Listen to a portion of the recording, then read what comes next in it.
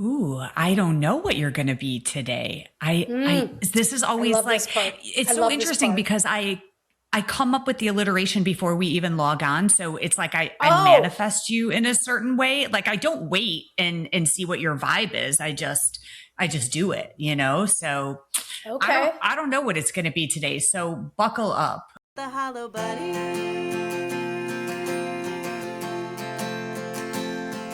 And we all feel hollow sometimes. Greetings and salutations, and welcome to the Hollow Bunny Leadership Podcast.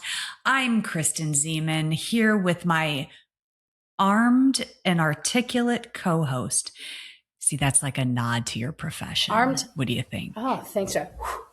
Oh, okay. Yeah. Or you could also be armed with golf clubs because you are golfing in Cabo. So you could really be armed with anything you want. True. So our listeners can read into that, as can you. We are former police chiefs who have seen a lot of examples of leadership, both the kind that fills the room with substance and the kind that's all shine and no depth. So the Hollow Bunny is our metaphor for those leaders who look the part but lack the substance. They are the empty suits of this world. And today, Sylvia Moir, we are talking about real leadership, the kind that is built on courage, on competence, and on character. And this show Yes. isn't just for cops. It's for anyone looking to lead with impact, to challenge the status quo and fill their own bunny with something meaningful. So what is the topic today? Well, it's not only about filling, Kristen, it is about stepping into courage. It's about examining self. You say it all the time. Throw spears, right? Reflect on self. Those fears. Let's really solidify our character. Let's do the tough stuff so that we lead with substance, right? And make a difference. And Yeah. today we're talking about something that's really tough. It's about, we've talked about navigating crisis, but what if as an executive, you are the focus of the difficulty, the crisis, the spotlight? What do you do? So, we're going to talk about not only some quick hits about what you do, I also think we pull the thread on what do you do maybe as a second in command or in the executive team?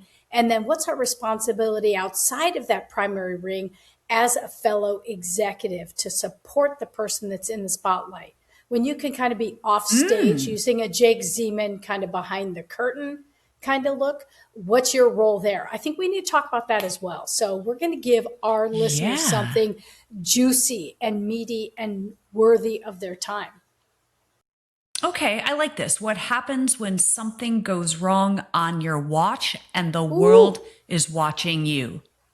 Well, and maybe that thing didn't go wrong, but somebody outside of you puts it into the spotlight and says it's wrong. There are examples where a leader comes into the spotlight where their character, their leadership, their strategy, policy, culture they're building in an organization comes under scrutiny.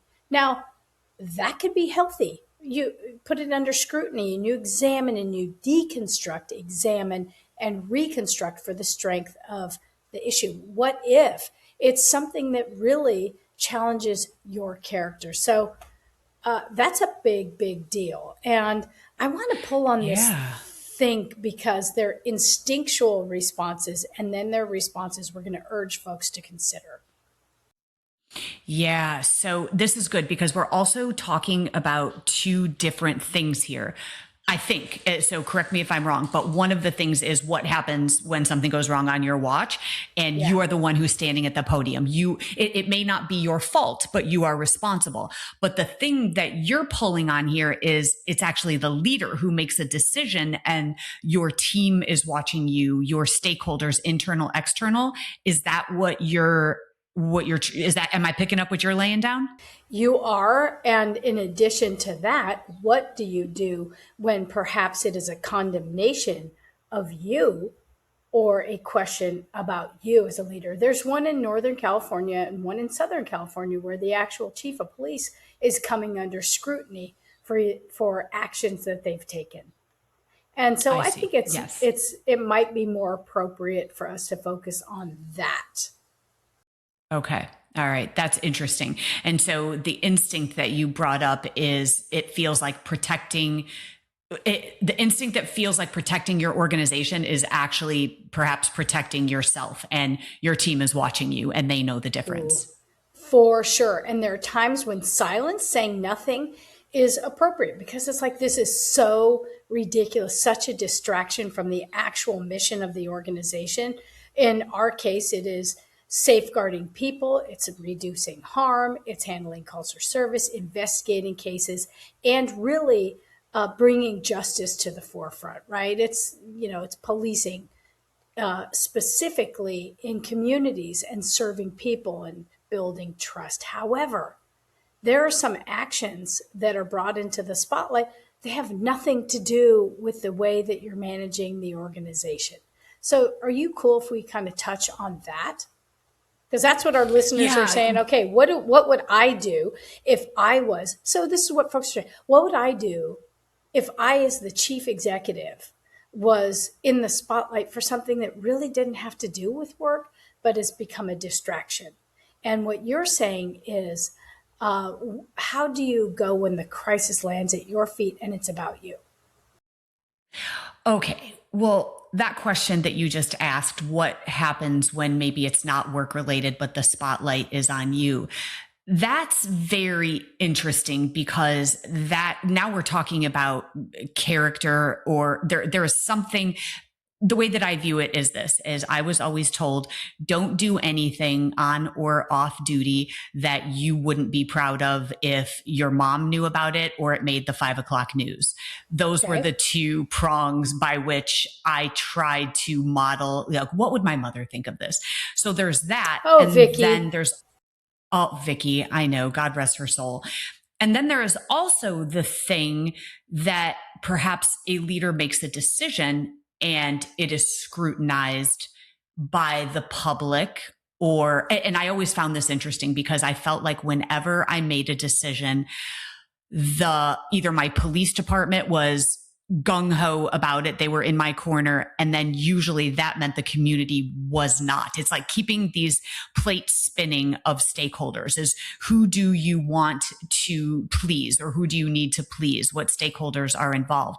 But for me, it comes down to one simple litmus test that I have tried to apply over and over. And let me lay this down, and then you tell me if it fits the scenarios that you're thinking of.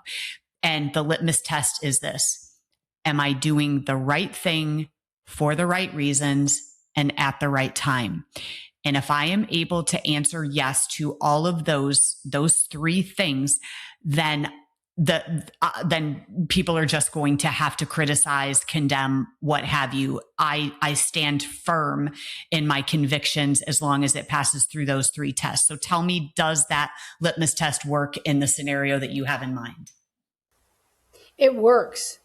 And as I think frameworks are helpful. We know frameworks are helpful. Yours is, could you repeat it again? Am I doing the right thing at the right time Am for I the doing right the reasons? right thing? Now, let me put a caveat in there.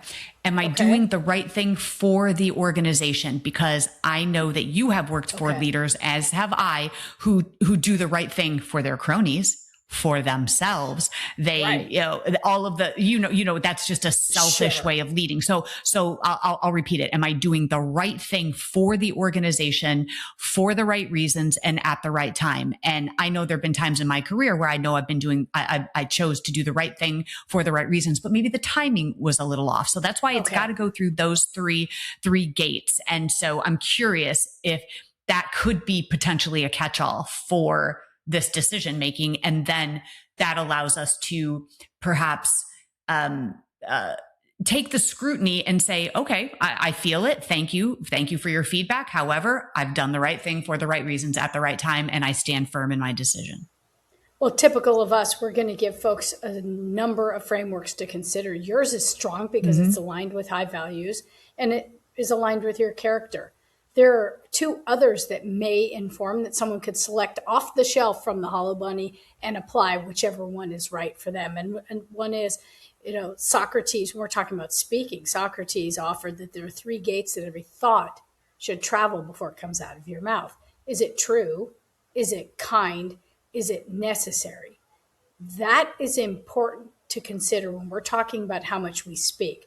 The framework that I consider with this, in terms of this ethical muscle that we flex and the crisis being upon us, and the focus being upon us, is one that I learned early on from California Peace Officer Standards and Training. And it was this test of, is the bell, the book, the candle? And they said, okay, the bell, is there an alarm that goes off when I'm making this decision or taking this action? The book is there a policy, a law, a statute that governs this decision that I'm about to make? So the bell, does an alarm go off? The book is there a policy or law? And the candle, can it withstand the light of day? And so I think frameworks are powerful because they give us something to put these things through so that it kind of cascades in the organization and puts it through that decision-making funnel. So I think your process is sound. The bell, the book, candle. It's sound. And when speaking about it, Socrates, right? Socrates. Socrates, bro. Socrates. Okay, there's also something that I want to point out here that we have not brought up. And this is about leadership in and of itself. Every decision you make is going to be subject to review by your board, by your team, by the public, by media, by social media. And we have to remember that scrutiny is not the same as being attacked. And we need to learn the difference. And once we do, we'll respond. We won't respond like it's a threat. Say that again. Underscore, copy, paste, say it again. Scrutiny. Scrutiny is not the same as attack, and we need to learn the difference. And once we do, we'll respond to everything differently. We won't respond to everything like it's a threat. And I want to make sure that people understand that, because when people take a leadership role, they don't always think this through. They perhaps fall on policy, or they think it's going to be a lot easier. And yet it's not. The higher you climb, the less privacy you have about your judgment calls. And leaders who cannot tolerate scrutiny actually create cultures of silence around them, and no one tells them the truth. So I just think it's important before, especially we have a lot of aspiring leaders that listen to, and I mean in the formal sense of rank title, a lot of people who aspire to move up in their organizations, and leadership is not for the faint of heart. And so if you've got some thin skin, here's $5. You need to go buy some thicker skin. Yeah. Put something on it. Let's get this going.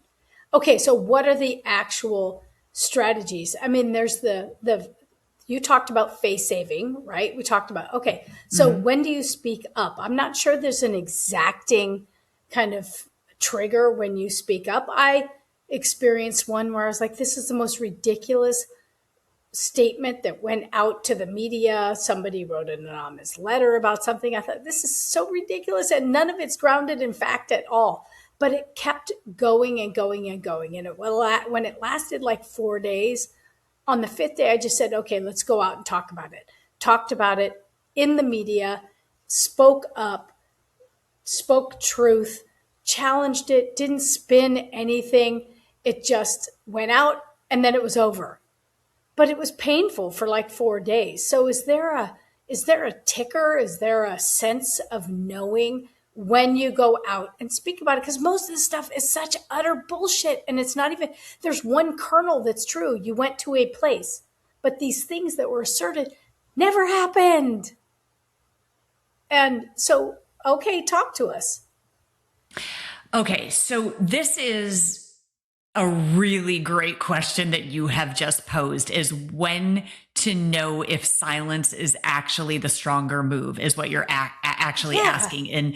And that not every accusation deserves a podium. And sometimes Julie Parker's going to steal that because that's bitching. Julie Parker, beep, beep, beep. Julie. Here's where my thought goes here. Yeah, not every accusation deserves a podium. Okay, here's where my thought goes here, is that I have often thought that responding to everything signals insecurity.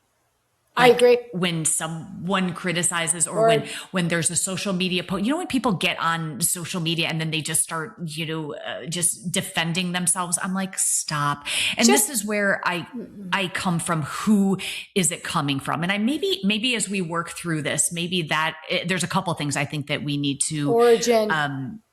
yeah. Who is it coming from? Because you and I talk a Yeah. lot about the critics who sit in the cheap seats and they criticize and they offer nothing of value themselves.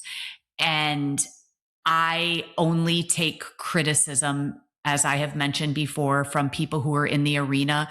I will only take criticism from people I respect. Now, that's a cop out because as we sit in leadership positions, there's going to be scrutiny from all kinds of cheap seats, our community and people who aren't doing the thing, and they're still going to. So I don't think I'm allowed to get away with that as if I'm calling myself on that bullshit, right?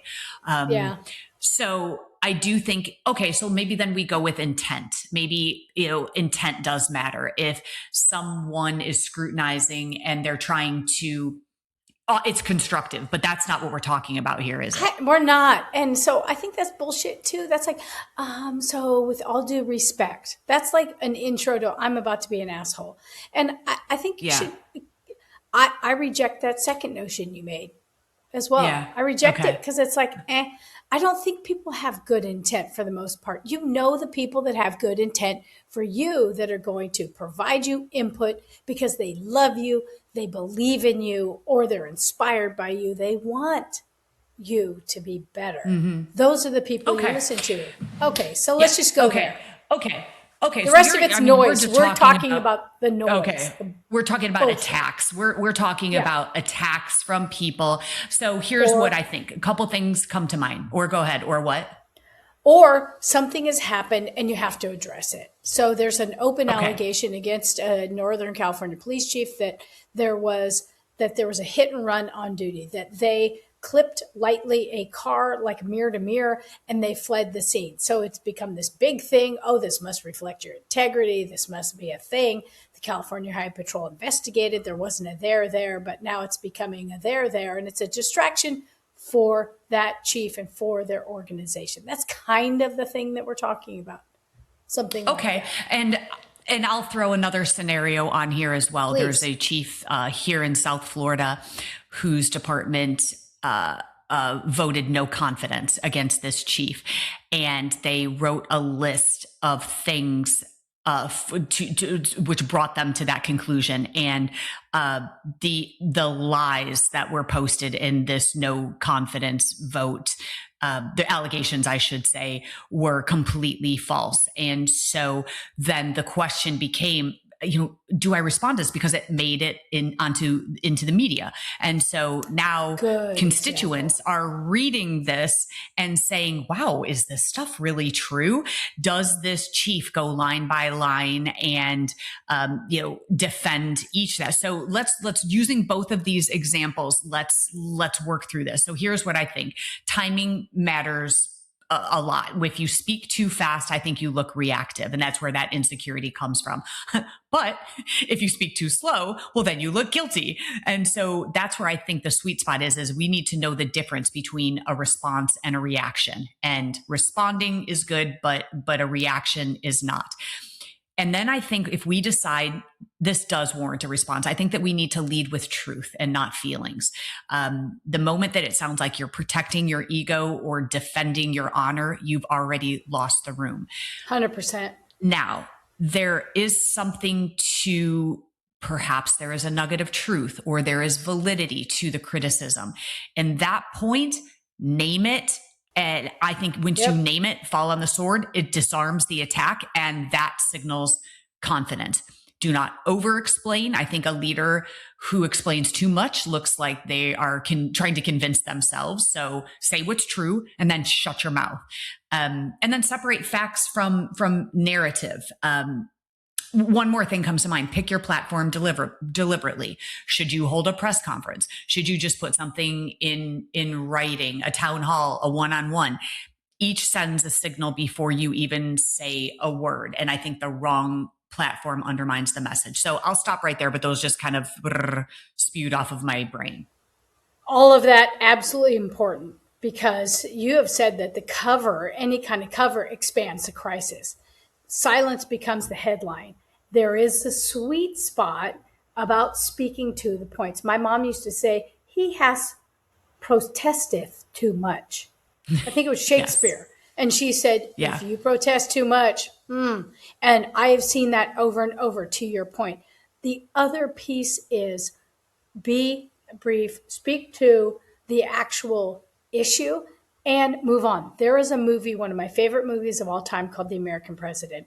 Martin Sheen is the chief of staff. Michael Douglas is the president. I love that movie so much. I've watched it 100 times. Okay, so there's a point where Michael Douglas lost his wife as the president. She died.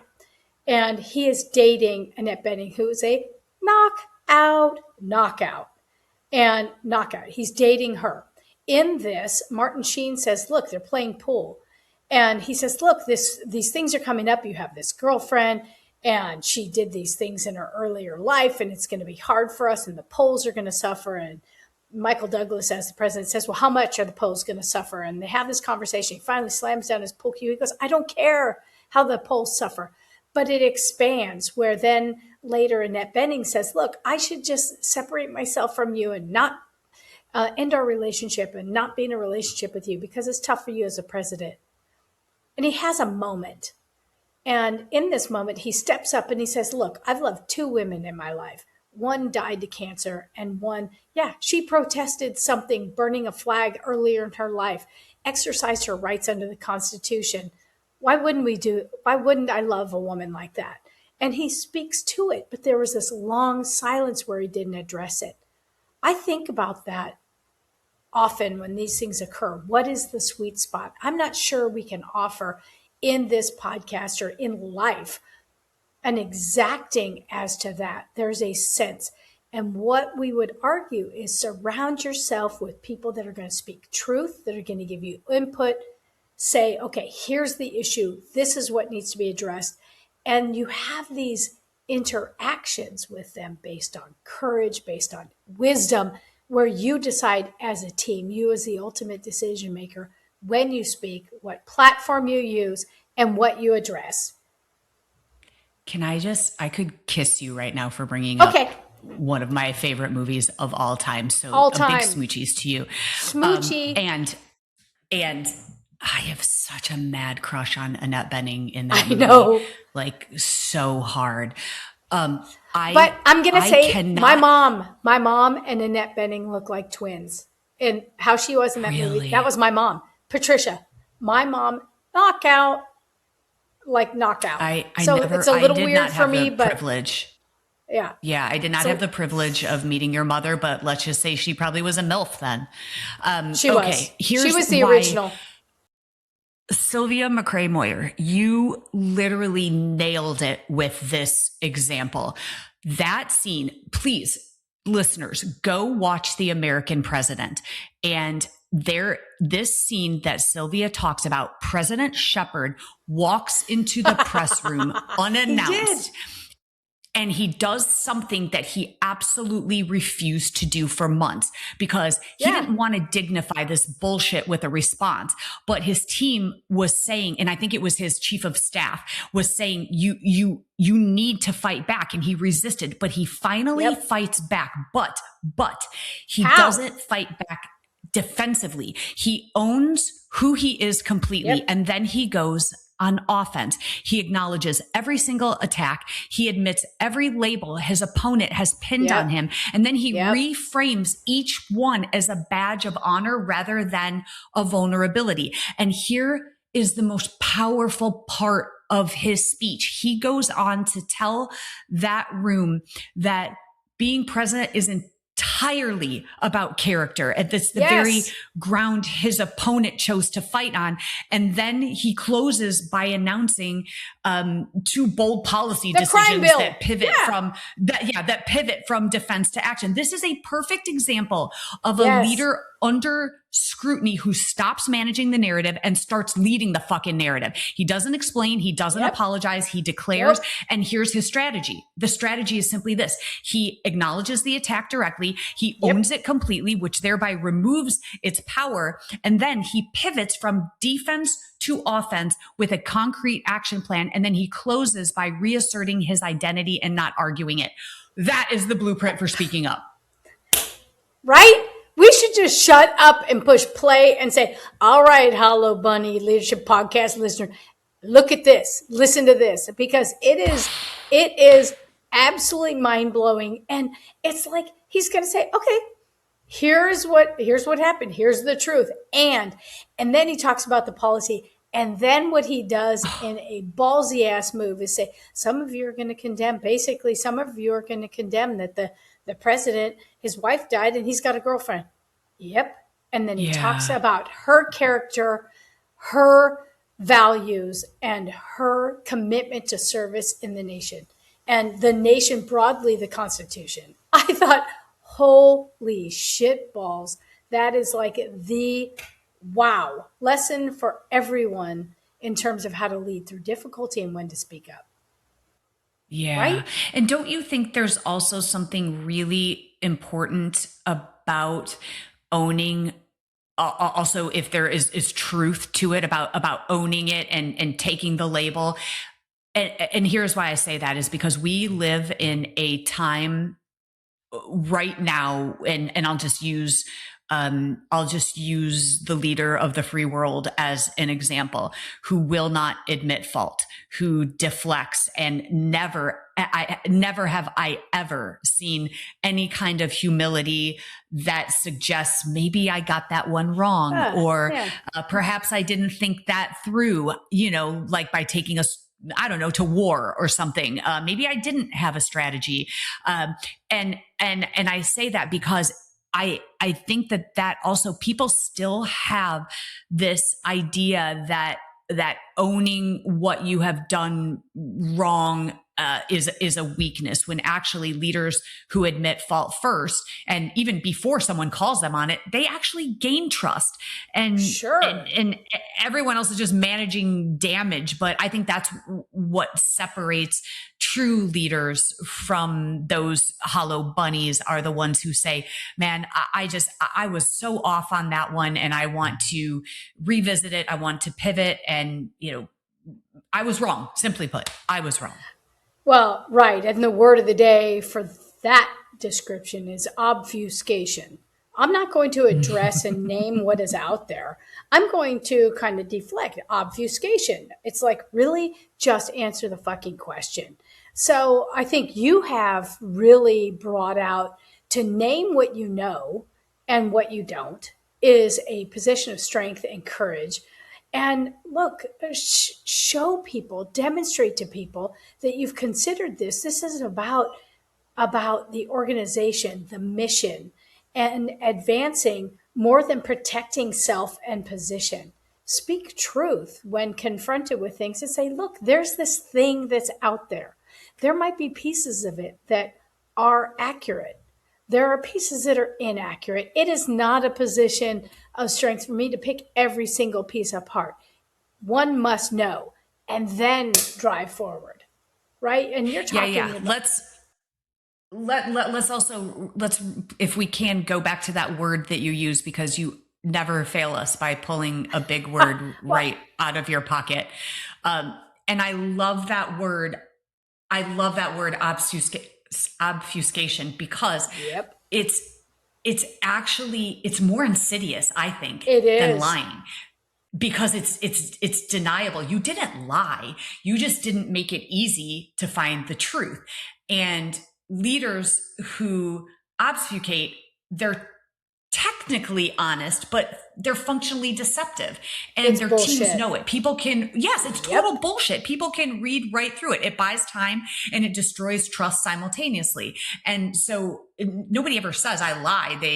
I was not able to share that at that time. I mean, it's just, there's so many examples of that. And so, people call it strategy, but it's not. It's it's just protecting, and it's just another form of lying. So I love that you brought that word up too.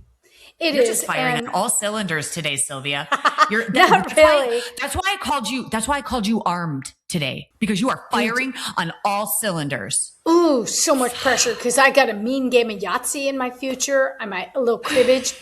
We're throwing down with some games here. There's gonna be. Oh my gosh, are you a board game and a card game kind of girl? Oh, I'm a card game. I don't know about board games, but maybe table games. Yeah, Yahtzee, Uno, Phase 10, cribbage. I'm going to learn this thing called Farkle today. It sounds so naughty. It's probably some grandma game. Okay, because I'm in a card phase. I've resisted this, by the way. I have resisted don't. Give this. in.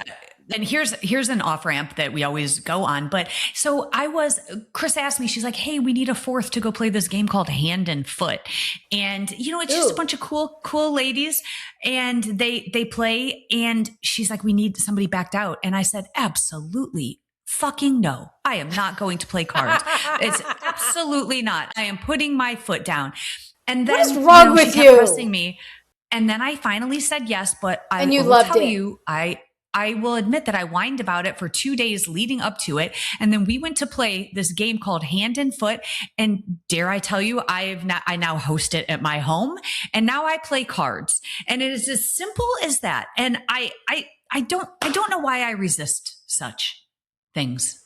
I don't either. I think some of this is a function of being an only child who maybe because as I'm listening. kid, there are 5 of us, right? So I was either playing SWAT with my brothers, out running around making up games. We played cards, we played Clue, we played Monopoly, not so fun.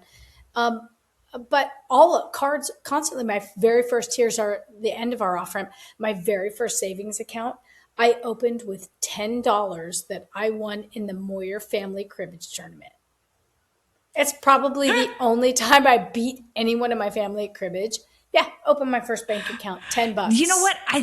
I think that, okay, so this does make sense. I think you're onto something there, the science behind it. I was an only child, so I didn't play card games. I mean, I just had my Mr. Microphone and just recorded myself singing in my closet and talking to my imaginary friend. That tracks. Yeah. Do you even know, okay, I'm going to ask you a couple of things. When you're setting up teams with other people, do you know what this is? Okay, everybody, shirts and skins. That's how you decipher the two different teams, right? Like, you'd always be skins, but that's mostly. Does someone take their shirt off? Is that what that is? Yeah, that would be you. You'd be on skins, so usually shirts and skins, but you'd be the only girl on skins because you got that rockin' like arm. You'd want to show everybody that and distract them. So excuse me, people took their shirts off? That's an actual literal thing? That's like people, like one team wore shirts and the other team took their, okay, so it's just for boys. Shirts and skins. This does not compute. Okay. Okay. I had brothers, so I always said, okay, I'll be shirts.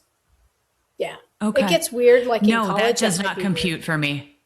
Okay. Yeah, that's a frat party. It's a good time. That's something entirely different. That's just a weekend in Naples, Florida. It's like, okay, who's on the Miralax team? Who's on Miralax? Yeah, you little stopped up there, Betty. Right. You stopped up there, Betty. You come on to my hand and foot team. Okay, we're on the Miralax team. God, that's so funny. Okay, good that's to know. Funny. Okay, we gotta bring it home. Bring it back in. Okay, back on the on-ramp. Top points. Back on the on-ramp. Okay, so I think, all right, here's what I have taken from this. And it's interesting because you really pulled me in another direction, because I thought we were going to like if our like how the spotlight is on us no matter what happens, but you took it in a different direction, which I very much appreciated. So that was good. So here are my takeaways from everything that we talked about today. I think it comes down to the gap between the leader you think you are and the leader your people actually see. There's a difference there. And you think that you're protecting the organization when you're really protecting yourself, and everyone sees right through that bullshit. That's one of my takeaways. The other is you can manage the narrative. You can absolutely protect your position and call it protecting your organization. You can stay quiet when the cameras show up and tell yourself it's strategy, but people know the difference. I think they always know that. So those are some And things I took from this. right. And I would also argue there's a cascading communication that should occur. Any leader should prepare their internal organization before it goes external. We would argue for Yeah. that. And we would argue for that, although we didn't touch on this earlier. It's a real reminder for folks. And the other piece is to surround yourself with those folks that are going to give you input, that are going to challenge you. Dr. Brenda Buren, who was an assistant chief in Tempe when I was there serving, she and Angel Carbajal, David Humble, really incredibly experienced, insightful servants in policing, called me on my shit frequently, and they had permission to do it. And sometimes it stung. And however, they had a seat at the table. As if you're not at the table, you're on the menu. And they had a seat at the table. We had a trusting relationship that it was never about an individual. It's about the organization, and then broadly about the profession of policing. They had permission to challenge, permission to speak up, permission to course correct the person that was speaking, the chief executive, quite often, so that it protected the organization, even if excruciatingly uncomfortable for me as the chief. And that is the vibe that needs to take place. They were credible and wise and courageous every single time. And Brenda, she gave it to me strong. But Sylvia, you're missing a major component of the reason that your team was able to throw spears, to speak up, is that because that is the culture that you set in what. Well, yes. But what I'm studying now in my dissertation is moments of reckoning and what I call seekers and settlers.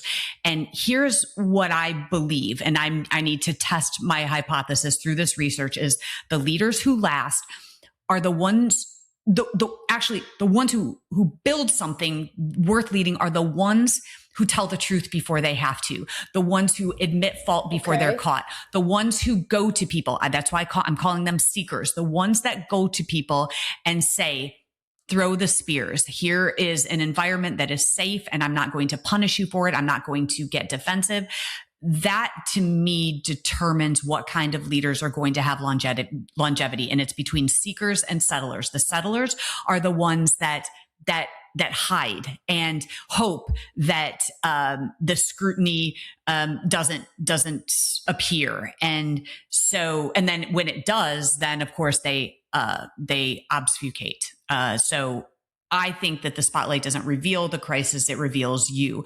But that's I think the distinction that you have to make sure that people understand is that if you start speaking up against your leadership and they have not set that culture, then it's going to go nowhere. In fact, it could harm you versus help you. So what you did in that organization was give that permission for the team. So yes, and everyone did it. But as you know, the leader sets the tone for that culture. Own that. Sure. How then does a leader assess which one they're building? Have you landed there yet? Or is that, maybe that's a future episode? It's like to be continued. Maybe. So I want to hear really, how do you do that? Right. Because you do it so naturally. That's a great question. I do think it's an entirely different topic. I think we should revisit that. But then that goes back, I think, to the work. Oh, it's the book, Speak Up, Speak Out. Okay, this is the book that I was talking about, Speak Up Culture, by Stephen Shedletsky. We call him Shed. He was a guest on my podcast, but it's all about creating environments where people can speak up. So this is what I want to What would they speak cite. up about? What would they Everything. speak up about? Literally In everything. that book? That's a whole... it's just what I said. I just kind of synopsized it, but like, it's just creating the culture where it sounds so easy. It sounds so easy to say, I've created a culture where people can speak up, but we both know it's not. That is not easy at all. So it's not.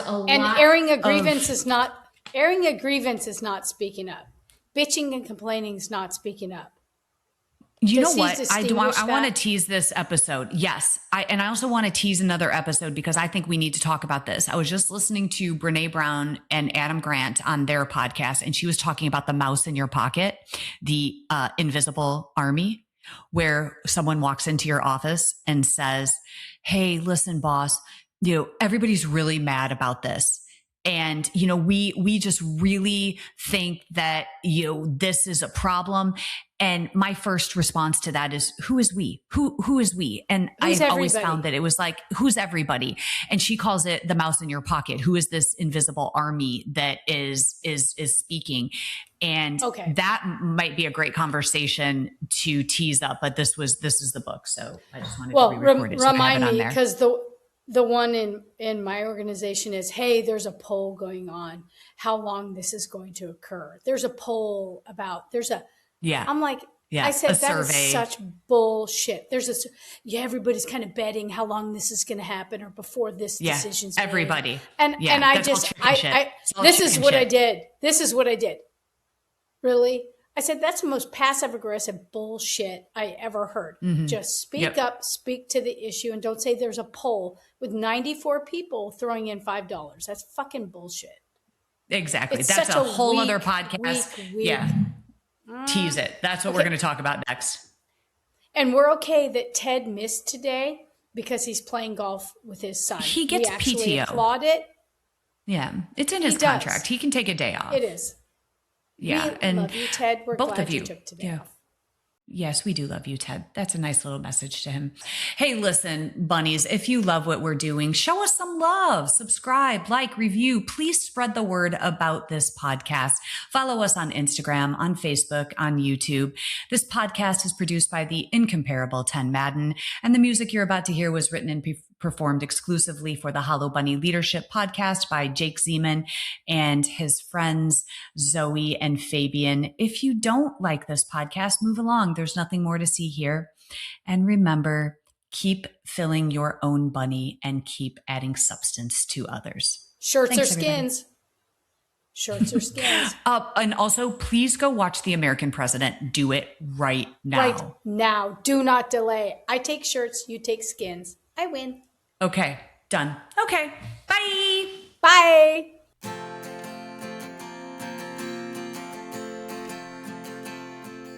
When you look inside, what do you find? Are you content to fall behind? When you lose your way and you've lost your why? Have courage and get ready to fight the hollow bunny.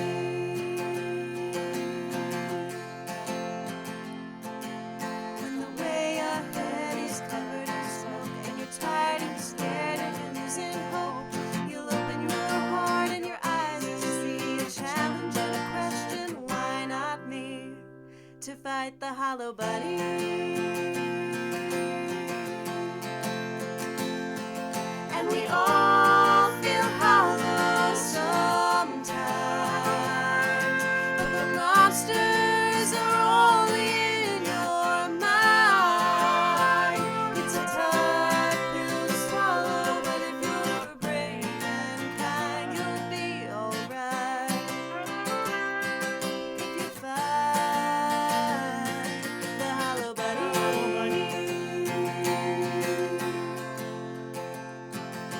When the challenge ahead scares you to death, you tame the imposter inside instead. To change the world, you've got to start small. It takes a leader to say, I don't know it all, and I know I'm gonna fall, but I'll pick it up and come back stronger. Failing forward and moving onward, doing the hard thing and the right thing, forever fighting the hollow bunny.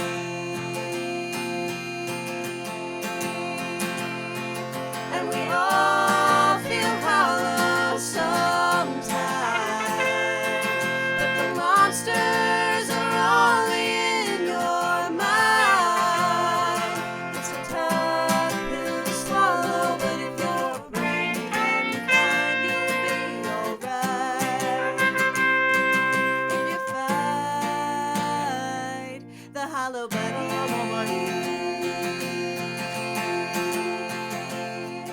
If you're tough on the outside empty within. Something's gonna crack, you've gotta start again. And we all tough on the outside, but empty within. Something's gonna crack, you've gotta start again. The monsters